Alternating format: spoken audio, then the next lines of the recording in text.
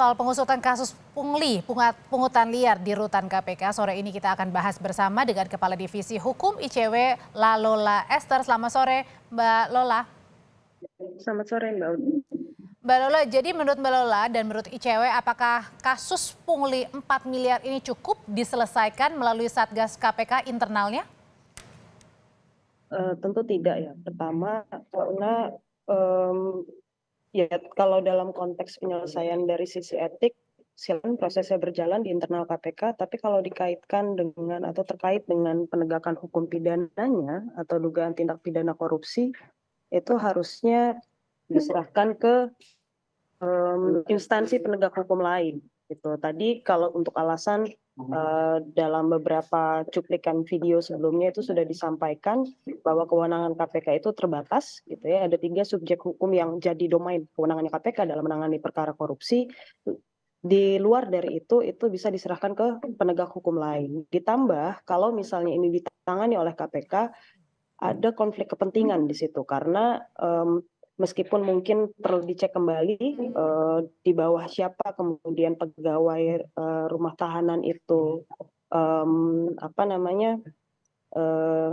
di bawah ampunya gitu ya, tapi paling tidak dalam kerja sehari-hari dia berada di bawah KPK gitu, sehingga kalau misalnya tetap ditangani oleh KPK terlepas dari sudah dibentuk Satgas atau belum, itu sebaiknya diserahkan kepada penegak hukum lain. Jadi meskipun ada dugaan terlibatnya penyelenggara negara atau tidak ada keterlibatan penyelenggara, tetap harus yang diusutnya eksternal ya, bukan pihak internal KPK.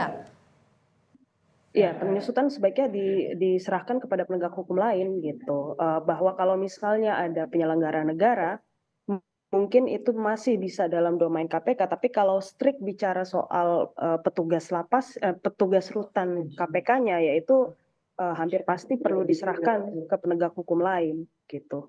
Mbak Lola, kalau yang kemarin disampaikan oleh Dewas dalam kurun waktu 3-4 bulan, Desember 2021 sampai Maret 2022, nilainya 4 miliar, apakah ada dugaan yang ditemukan ICW justru itu lebih besar, dan dari sejak kapan kalau misalnya ada temuannya? Informasi seperti itu tentu belum kami miliki ya. Informasinya juga kami dapat paparan tentu dari pemberitaan media yang mengutip keterangan dari pimpinan KPK maupun Dewas KPK. Tapi kalau misal dalam kurun waktu hanya 4 bulan itu kemudian ada besaran sebesar 4 miliar rupiah yang diduga merupakan pungli, patut diduga itu bisa lebih besar nilainya dari itu. Oke, bisa lebih besar dugaannya. Nah, kita balik lagi ke kasus hukumnya, Mbak Lola. Kalau tadi Mbak Lola bilang seharusnya pihak eksternal saja, kenapa harus pihak eksternal? Artinya tidak percaya tim khusus yang dibentuk KPK akan transparan? Kami konsisten saja waktu kasusnya Jaksa Pinangki itu juga kami mendorong agar kasus ditangani oleh KPK. Kenapa demikian? Karena itu membantu meminimalisasi konflik kepentingan yang terjadi di dalamnya gitu. Bayangkan kalau dalam penegakan hukum, organ yang mengampu subjek itu kemudian menjadi yang memeriksa gitu. Bukan masalah percaya atau tidak, ini bicara soal normanya saja, bahwa itu kemudian akan memperbesar kemungkinan konflik kepentingan gitu. Itu harus dihindari. Kalau misalnya KPK memang komit untuk mempertahankan integritas penanganan perkaranya, harusnya mereka juga bisa langsung melibatkan penegak hukum lain gitu, mulai dari tahapan penyelidikan. Oke, kalau dari ICW menduganya ini sebenarnya celahnya pungli ini digunakan untuk apa dan di mana ini?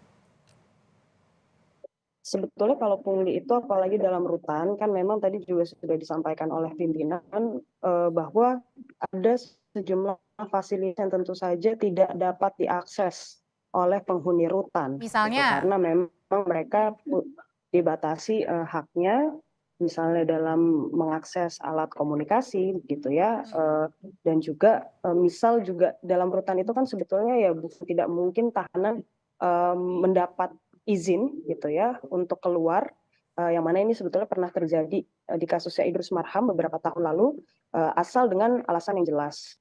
Nah, tapi bukan tidak mungkin kemudian ada abuse di situ, artinya ada penyalahgunaan di situ.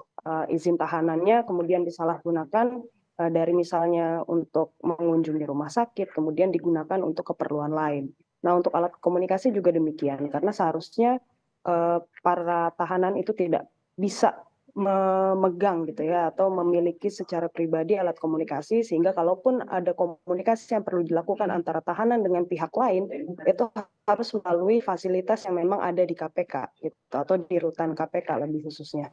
Sehingga Oke, kalau misal kemudian tahanan itu menerima akses pribadi, tentu baik. itu ada abuse di situ. Oke, jadi ICW Indonesia Corruption Watch ini merekomendasikan bahwa ada pihak eksternal yang dilibatkan dalam pungli 4 miliar yang diungkap oleh Dewan Pengawas KPK. Terima kasih untuk informasinya Mbak Lola dari Indonesia Corruption Watch sudah berbagi di Kompas Petang. Sama-sama, terima kasih.